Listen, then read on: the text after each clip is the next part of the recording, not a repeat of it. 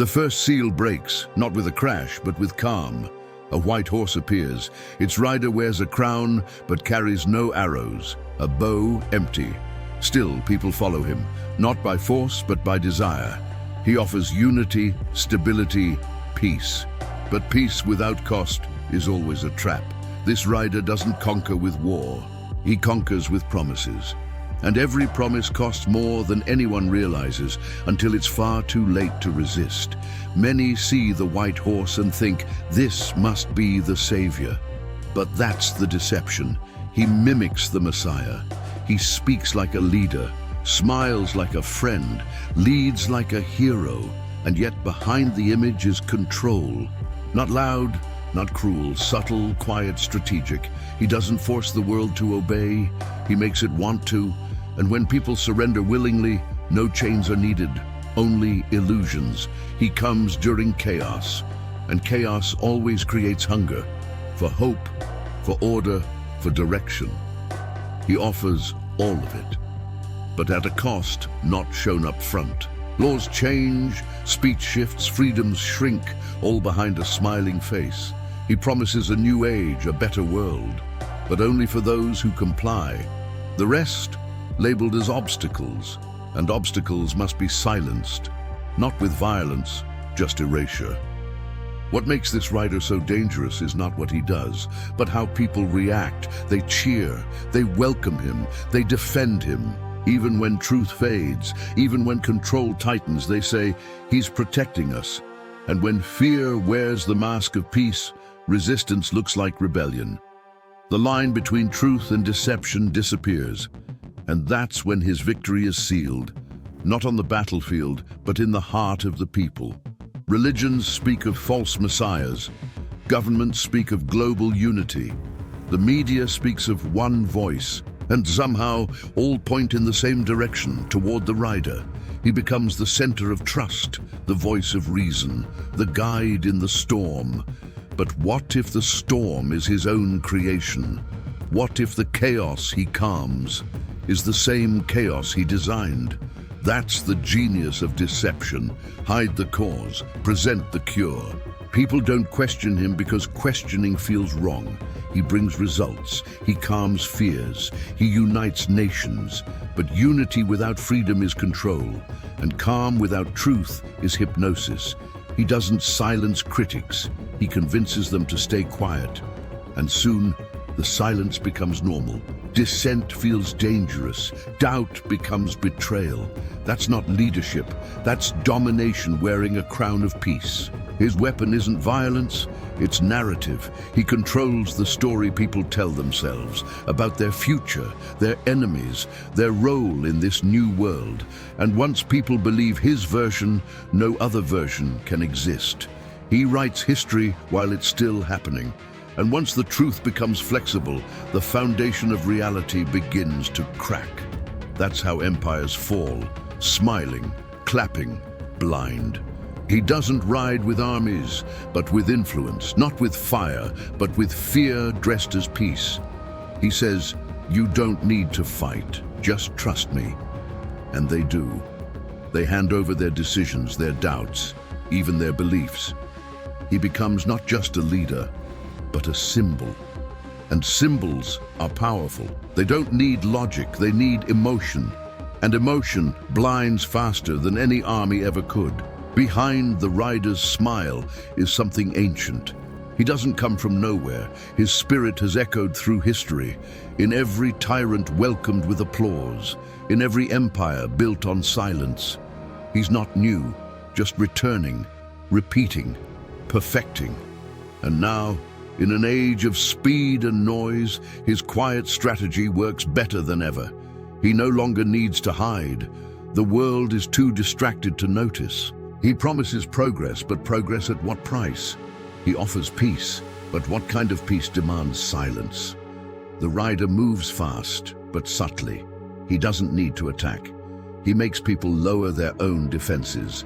They open the gate for him, welcome him in. And by the time they see the truth, the gate is gone, the chains are locked, and the bow, once empty, now aims at what little freedom remains. In the shadows of progress, the rider works. He partners with institutions, molding laws to his design. Media amplifies him, science justifies him, faith blesses him. Even many who resist find themselves trapped, speaking his language unknowingly. He isn't obvious, because the best deception is the one that hides within what's familiar. Look at any system today: banking, government, social media. Many are intertwined with the rider's rise.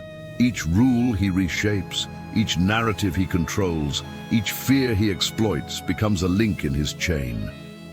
And the frightening part, those links look like progress.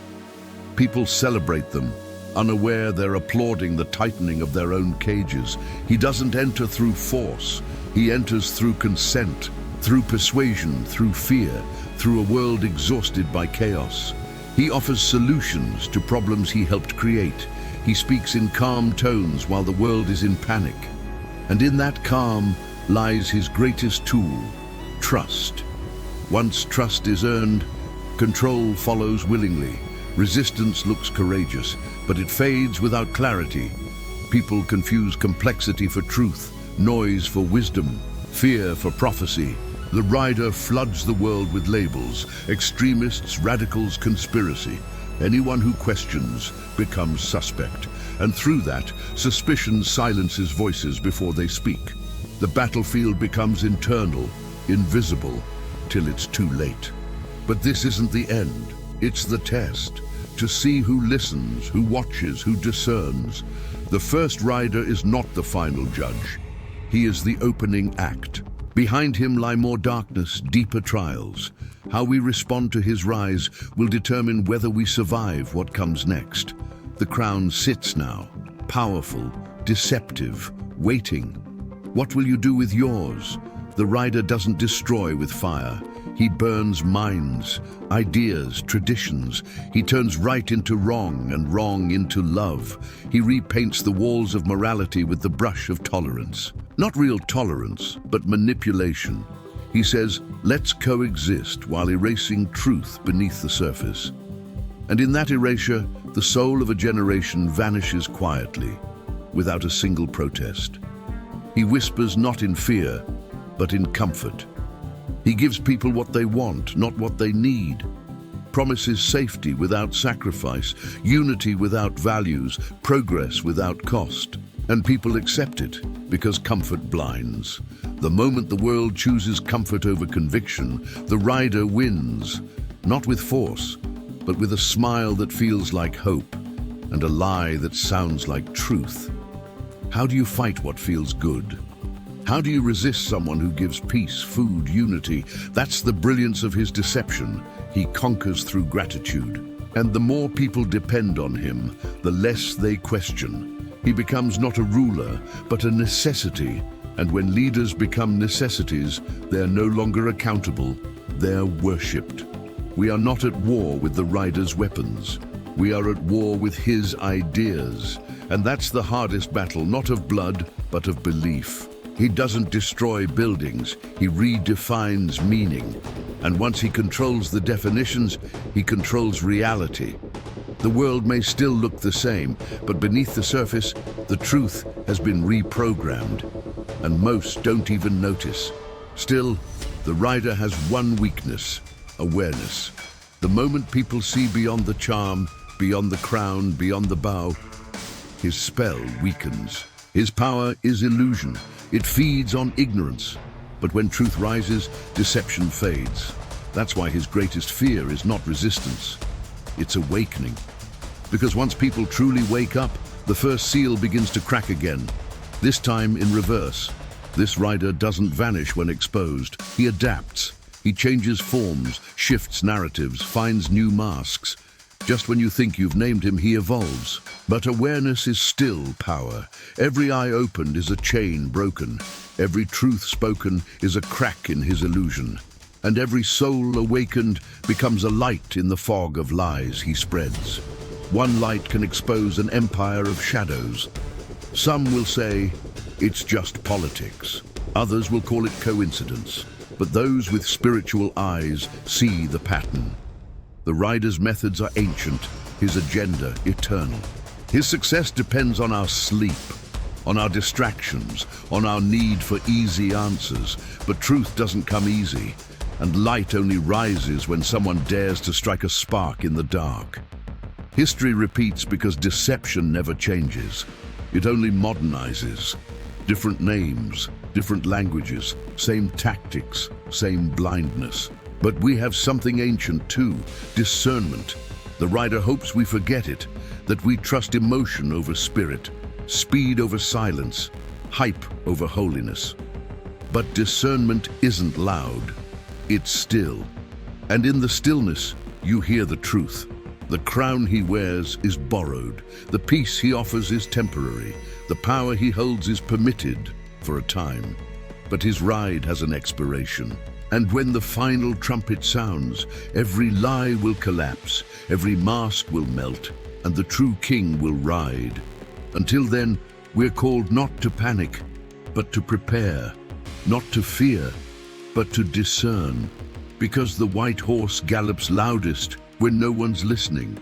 So now you've seen the first rider, not as fiction, but as a force, real, present, persuasive. His bow still looks empty, but the damage is already done. Now it's your turn. Will you stay blind behind comfort? Or will you rise, question, prepare? The deception is strong, but not stronger than truth. And the crown, it doesn't belong to him. It never did.